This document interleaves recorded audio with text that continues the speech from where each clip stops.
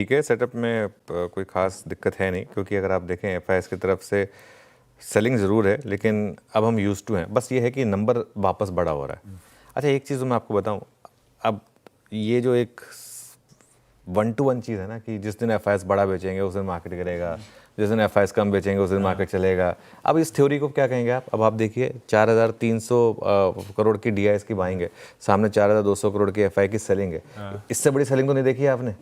कल इतना बड़ा मार्केट चल गया, कहाँ से चल गया? ये जो डेली के जो कनेक्शंस है ना एफआई के कैश नंबर के साथ मार्केट को जोड़ना है, इसको बंद करिए, इससे कुछ नहीं होने वाला है।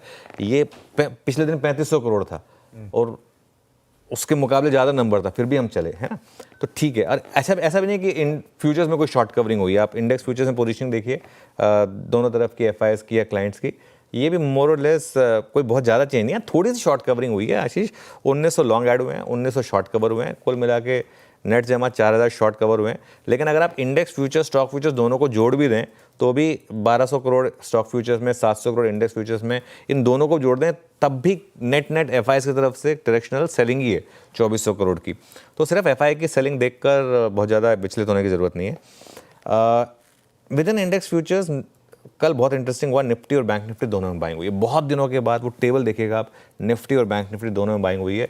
भले ही छोटी बाइंग है ये, लेकिन पिछले कई दिनों से पूरी सीरीज में मुझे याद नहीं कि हमने कभी ऐसा दिन देखा जिसमें दोनों में बाइंग हुई है। कभी ये जरूर हुआ है कि बैंक निफ्टी में बाइंग हुई है, लेकिन निफ्टी में तो लगातार सेलिंग हुई है। कल निफ्टी और बैंक निफ्टी दोनों में बाइंग हुई है, वो एक थोड़ा सा पॉजिटिव है मार्केट के लिए।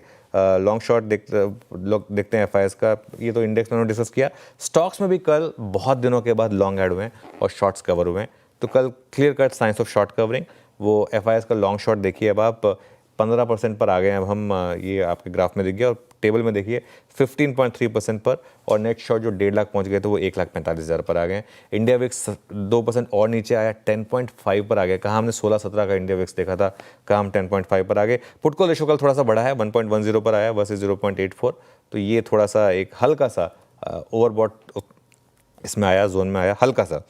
बैन में कोई अपडेट नहीं है, ना तो कोई एंट्री है ना ही कोई एग्जिट है। ऑलरेडी जो बैन में स्टॉक्स हैं वो आपकी स्क्रीन पर आएंगे। बंधन बैंक है, आईईएक्स है और आरबीएल बैंक है। ये